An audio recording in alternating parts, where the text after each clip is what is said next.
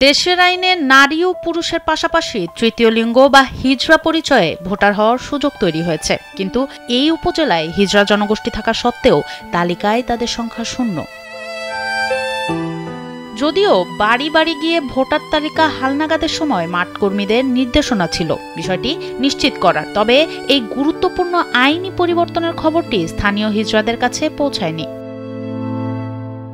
দিনাজপুরের ঘোড়াঘাট উপজেলার সিংড়া ইউনিয়নের বিরাহীপুর আবাসন প্রকল্পে 7 থেকে 8 জন হিজড়া বাস করেন। তাদের সবার নাম পুরুষ ভোটার হিসেবে আছে। ভোটের লাইনে দাঁড়ান তারা, নিজেদের গণতান্ত্রিক দায়িত্ব পালন করেন, কিন্তু তারা জানেনও না তাদের জন্য নতুন একটি ঘর তৈরি হয়েছে।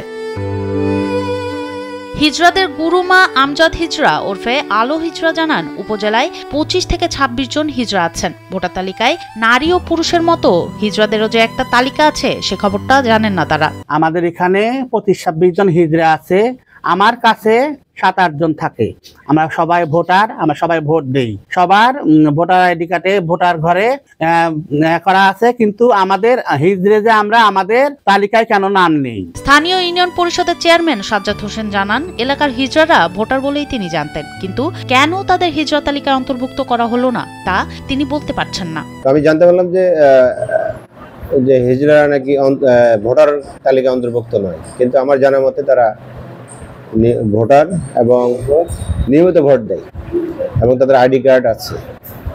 এখন নির্বাচন কমিশনের কাছে আমার প্রশ্ন যে তারা ভোটার, কিন্তু তাদেরকে হিজড়া হিসাবে বা তৃতীয় লিঙ্গের ভোটার হিসাবে তাদেরকে অন্তর্ভুক্ত করা হয়নি কেন, এটা আমার বোধগম্য নয়। উপজেলা নির্বাচন কর্মকর্তা সাদ্দাম হোসেন নিশ্চিত করেছেন যে ঘোড়াঘাটে হিজড়া হিসেবে কোনো ভোটার নেই, তবে তিনি আশ্বাস দেন কেউ এগিয়ে এলে নিয়ম মেনে দ্রুত ভোটার করে নেওয়া হবে। দিনাজপুর জেলার ঘোড়াঘাট উপজেলায় হিজড়া হিসেবে কোনো ভোটার তালিকায় অন্তর্ভুক্ত নাই।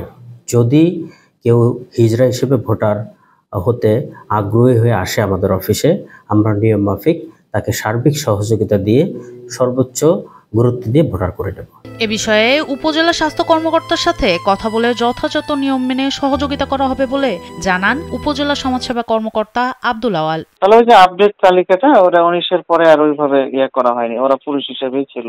তো এরকম যদি সংখ্যা থাকে তাহলে আমি টিএসএ মহোদয় বা ইউনো স্যারের পরামর্শক্রমে আমরা তাহলে ওটা কার্যক্রম নিতে পারি, তারা যদি করে হিজড়া হিসেবে নিজেদেরকে পরিচয়পত্র চায়। মূলত তথ্য আদান প্রদান এবং মাঠ পর্যায়ে সচেতনতার অভাবের উপর এই দায় বর্তায়, যার ফলে এই গুরুত্বপূর্ণ হিজড়া জনগোষ্ঠী তাদের অধিকার সম্পর্কে অবগত হতে পারেননি বলে জানান স্থানীয়রা। সোনম সিদ্দিকী, কালবেলা।